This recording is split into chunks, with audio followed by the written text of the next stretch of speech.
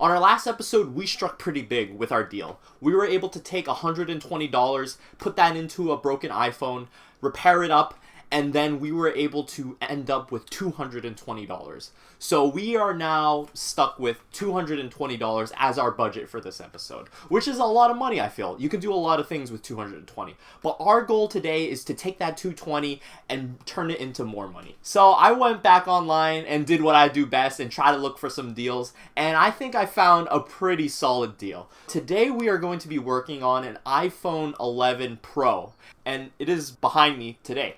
So this iPhone 11 Pro is basically in really good shape, except for one thing. Very similar to the first deal, it has a broken screen. This broken screen is not as bad as the first deal, but I was able to purchase this phone for $200. So $200 seems like a lot of money, and it's basically all of our budget, but I really am pretty confident today that I'm able to take this $200 phone and fix it up and turn it into like around a $300, $350 phone. So the screen just looks like there's a tiny little hairline crack, and it looks like just someone dropped it on the pavement and then picked it up, and then that's the result of the crack. It does not look too bad at all. So the benefit with having a screen that doesn't look like all too cracked, where the underlying panel has no damage, is that I'm able to do an LCD buyback on the screen, which means that I'm able to take the old screen, the broken screen, and send it into a company in order to get some money out of the screen back again, which is something I wasn't able to do in the first deal. That should really help with recovering some of the cost of a $30 screen.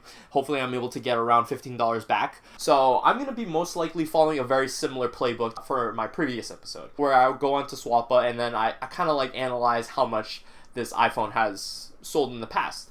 And I'm going to be kind of documenting that as well. This is the iPhone 11 Pro in 256 gigabytes, so it should fetch a more premium price. In our last deal, we were able to list it on Marketplace, and then within 2 or 3 days, I had that phone off my hands. I'm hoping to do that same thing again. So that's kind of my goal, and that's going to be what I do for the next few days. So yeah, I'm going to be waiting for a screen, and then I'm going to be bringing you guys for the analysis, and hopefully you guys learn some things on the journey. So I will see you guys when I get into the repair.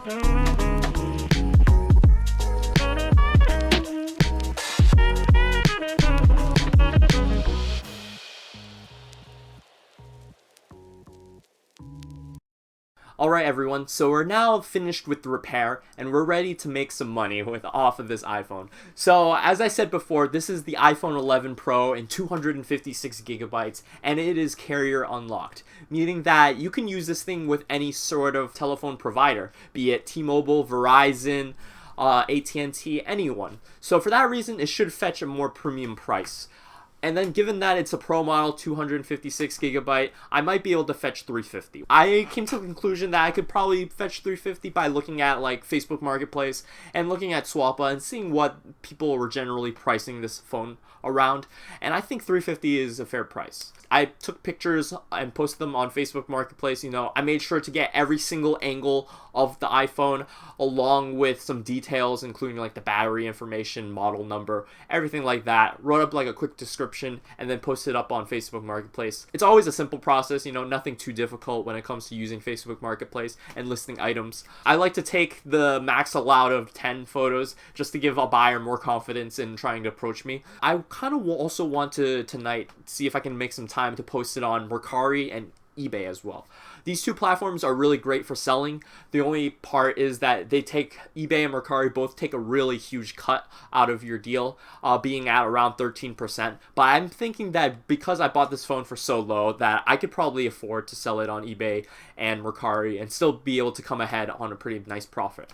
That's where we're at today. What else happened? Oh, this morning, someone did try to approach me on Facebook Marketplace and ask if it was available. I said yes, and we kind of agreed to meet up at a time this afternoon, but they never showed up, and that's kind of where I'm at. I still have the phone with me. It's only been a day, so I'm not that bummed out that he didn't show up. I'm sure that someone in the next few days is going to approach me and try to close the deal.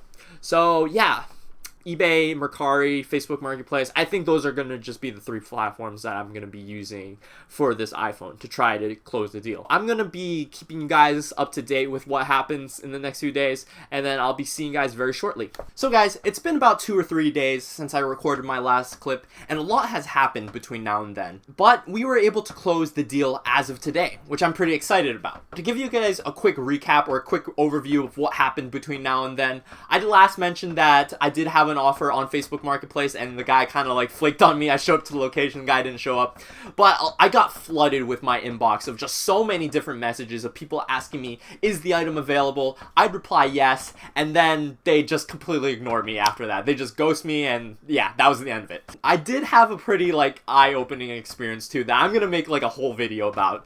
This person almost scammed me on Facebook Marketplace. So I'm gonna I'm gonna make a video about the interaction, but it was pretty eye-opening just to like see like a scam just like breaking down right in front of my eyes on Facebook Marketplace. I was thankfully able to avoid that, and I decided, you know what, just list the item on eBay at this point. I just want this phone off my hands, so I decided to go on eBay. One thing about eBay that you have to take into consideration about when you're pricing your item is that when you're listing on eBay, you are at competition with a lot more people than Facebook Marketplace. When I listed my iPhone 11 Pro on Facebook Marketplace, you only had like 2 or 3 people that are in competition with me because Facebook Marketplace is local.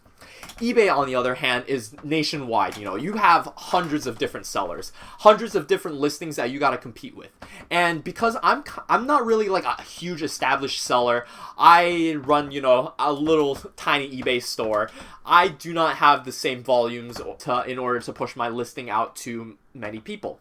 For that reason, I got to price my item at a more competitive rate in order to stand out from the crowd. So for that reason, I decided on $315 as a price. Obviously, $315 is a lot lower than $350, but I have a feeling that because I purchased the phone for so low, I'm able to even generate a profit at a lower price. So for that reason, I decided to go with $315, and I made the buyer pay for shipping because, you know, if a buyer is living in Alaska, it's going to cost a lot more to ship them to Alaska rather than shipping them down one state from you. So for that reason, I made the buyer pay for shipping in this case. So let's break down the numbers. $327.45 is what the buyer paid in total to close out the listing. So obviously, I'm going to have a lot of costs. Our first cost that we incurred was buying the phone.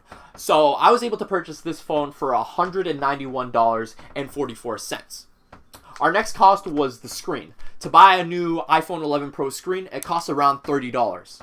But thankfully, the old iPhone screen on the old iPhone was in pretty good shape. So we're able to do an LCD buyback in order to get some costs back. I'm able to send the old screen back for a rebate of $22. So effectively, we only paid $8 for the screen. That's all nice, but now we have to consider other fees because we closed the deal on eBay rather than Facebook Marketplace. So eBay needs to take their cut of the deal, and they're going to take $43.69, which is a pretty big chunk. $43 is leaving my pocket, which kind of hurts, but it is what it is. It's the cost of doing business on eBay. And then you got to factor in shipping. I got to pay $7.60 to ship the item. Even though the seller did pay for shipping, I need to still take the money that they gave to me and buy postage in order to ship the item. So for that reason, I had to pay $7.60. When you tally up everything, you know, adding up the cost of the phone, how much we got paid out, the price of eBay fees and everything, we are left with $72.72 as our total profit for episode 4. So $76 as our total profit is going to be really nice. We are inching one more step closer to our original goal of $1,000, and even though $76 is not as big as a profit from our previous deal where we were able to generate $107 from a deal, it still leaps ahead of what we did on the first deal and the second deal. We started the episode with $227, and now we add $76 to that total, bringing us to $303 as our new total budget. $303. That is quite a bit of money now. I am pretty excited to go back on eBay and trying to find another deal and do what I do best, spend some money. But yeah, that kind of brings us to the end of the episode. So if you guys are enjoying this series, I would appreciate it if you slide me a like. And I'm going to see you guys for episode 5, where we try to spend $303 as our budget.